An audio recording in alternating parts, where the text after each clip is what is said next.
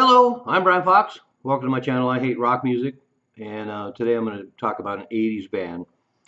One of the things that's interesting to me looking at the trajectory of rock, of course, my musical awakening was the late 60s and early 70s, and I love the fact that there was a lot of psychedelic bands, and then they transitioned into heavy bands and hard rock bands and blues bands, and then there's an explosion of all kinds of variations. Including prog rock and folk rock and acid folk and all this other stuff. And it was really a cool time. A lot of musical discovery going on there, a lot of imagination, a lot of originality. And so by the time I was in my mid 20s, punk rock came along. And I loved a lot of really high energy bands from the 60s and early 70s. And then punk rock came along, and I was totally ready for it. I loved all the energy. I loved all the big guitars.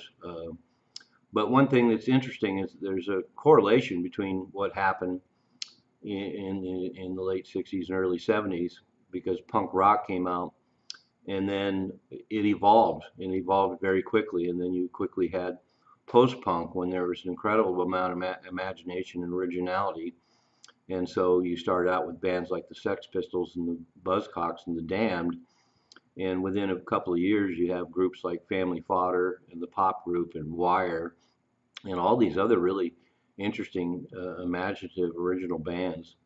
And so I really definitely see a correlation there. And that brings me to a band I'm going to talk about today, the STICKMEN.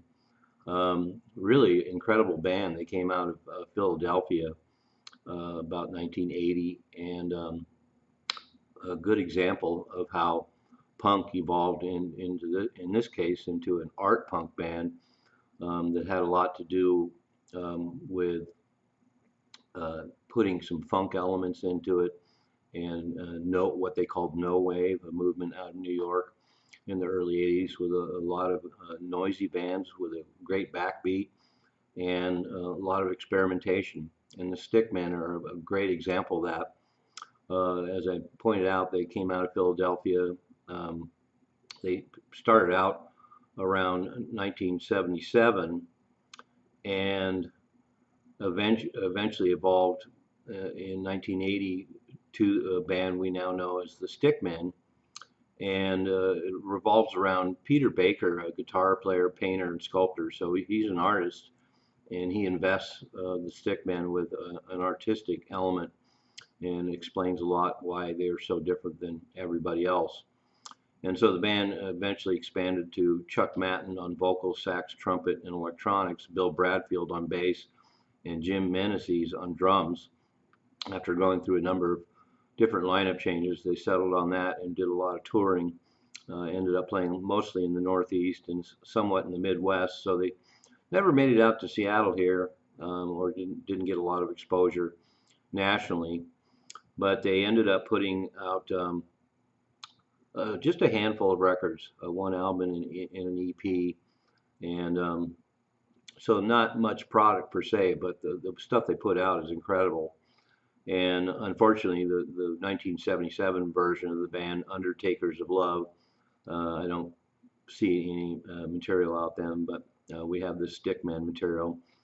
So in 1982, they put out their first LP, This Is the Master Brew. And for this kind of music, it's really astonishing. In 1983, they put out their Get On Board EP, and that was it. It was done. And the only comparisons I can make when I hear it, sometimes I hear a little bit of B-52s on amphetamines. Sometimes they remind me of early XTC because it's so frenetic and so herky-jerky and so funky.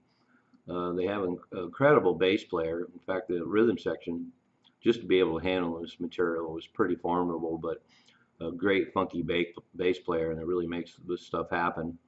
And Peter Baker is definitely an awesome front man, and definitely delivers the goods vocally, as well as writing all this material, which is pretty complex. They pack a lot into a 2 or 3 minute song.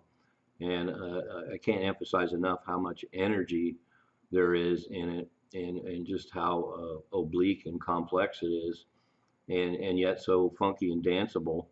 And just incredible energy, and I just love the band. They're pretty unique, as I said. They kind of remind me a lot of early XTC and the Contortions, and I love both of those bands. And to have a band like this out of Philadelphia is really a gift.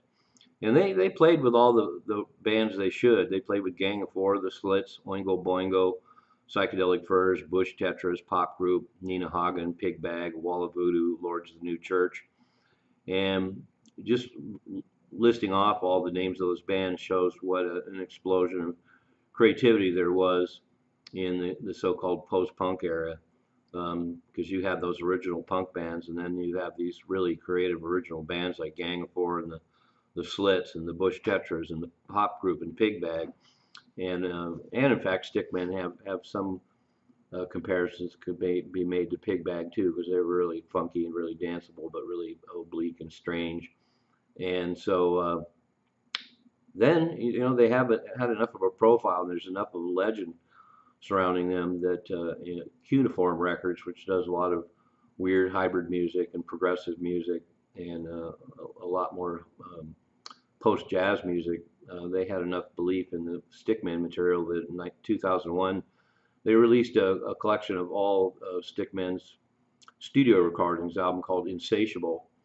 And it's a great package because it has all the studio material and then has some live material and then a live video. So you get the full Stickmen experience. And that's one of the things that's so impressive about the Stickmen as well. There's live videos out there. I'll post some live shows that are on YouTube, including some video shows. And they were a great band to see live. They obviously had no problem pulling off this material live. And one could even argue that it's even more frenetic and crazy than their studio recordings. But as I pointed out, I'm a child of the '60s and '70s, and I love a lot of dope infused blues and heavy rock and a lot of slow stuff. But boy, when the '80s hit, and there was all these bands full of so much energy and electricity flying out of them, that it was a beautiful thing. And the Stickmen are one of the best. So as usual, if you haven't heard them and this intrigues you, I'll put a bunch of links below. Bunch of studio recordings and then some live stuff. And if you're into that kind of stuff and you haven't heard them, you're in for a huge treat. I'm Brian Fox. Thanks for watching I Hate Rock Music.